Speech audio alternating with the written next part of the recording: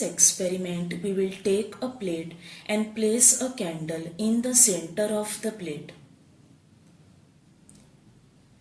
Now we will add some color water inside the plate.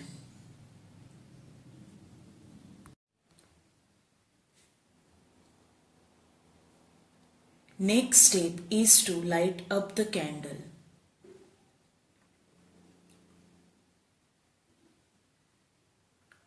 Now we will take a glass bottle and place it upside down on the top of the candle and observe properly.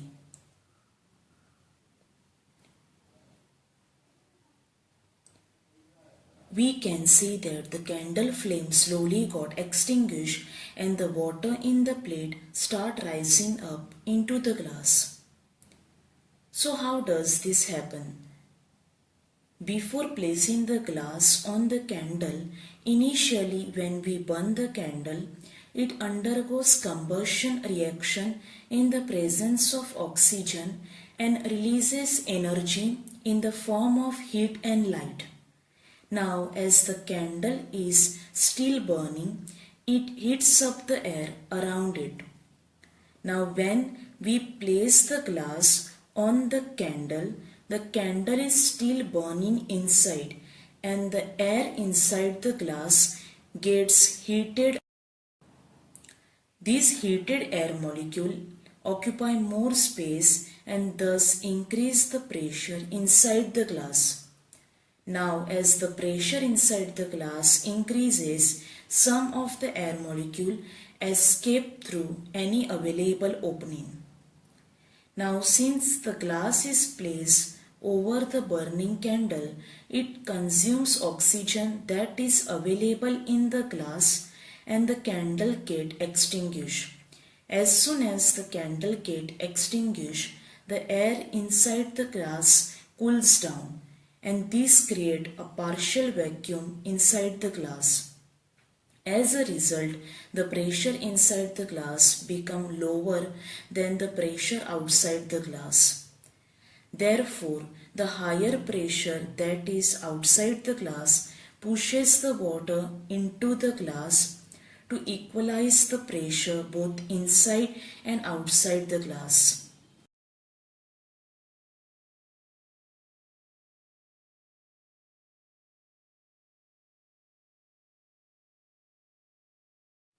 In this experiment, we are separating the components of water, that is hydrogen and oxygen, through electrolysis. Electrolysis can be defined as a process through which we can break down any compound using electricity.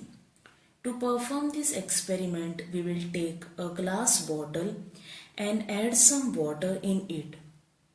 Now, as water is a bad conductor of electricity, it has no free ions to conduct electricity. So here we will add some salt to make it a good conductor of electricity.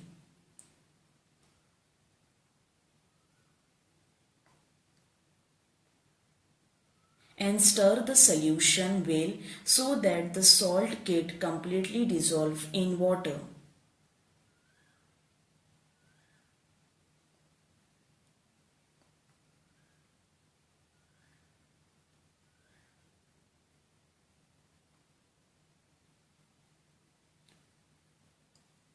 Now we will take two pencils, sharpen on both ends and insert it into cardboard. Graphite lead in the pencil will act as electrode.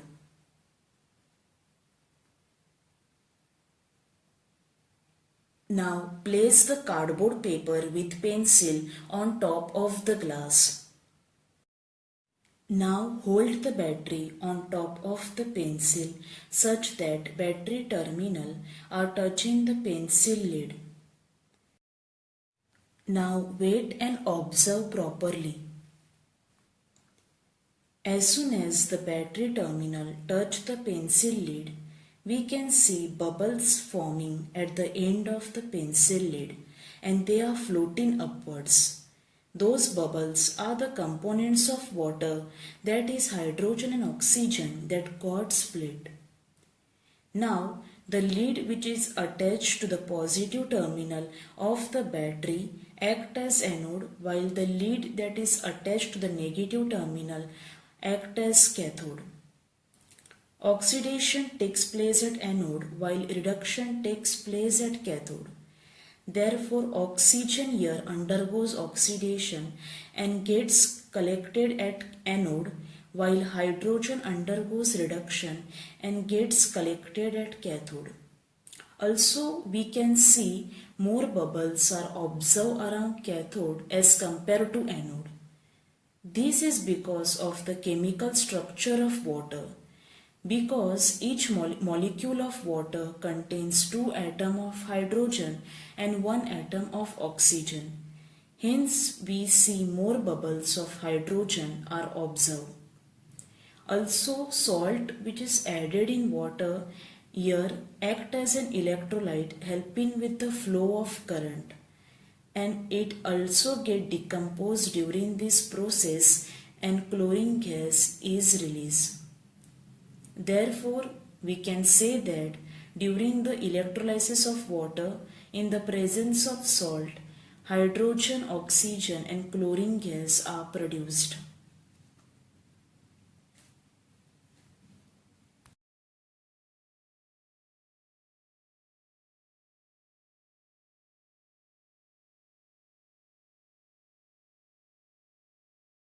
In this experiment, we will see how air expands on heating and contracts on cooling. To perform this experiment, we will take two bowls and add cold water and hot water respectively.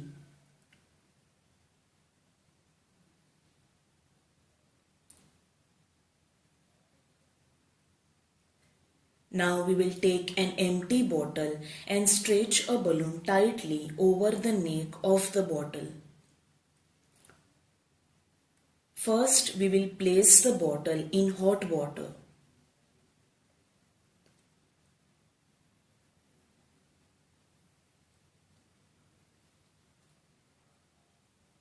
We can see that the balloon gets inflated. What happens here is when bottle is placed in hot water, the air present in the bottle gets heated and the molecule present inside the air gain kinetic energy. They start moving faster and collide with each other and thereby expand. Now we will place the same bottle in cold water. Here we can see that the shape of the balloon got deflated because the cold water cools down the air inside the bottle and the volume decreases. So we can say that air expands on heating and contracts on cooling.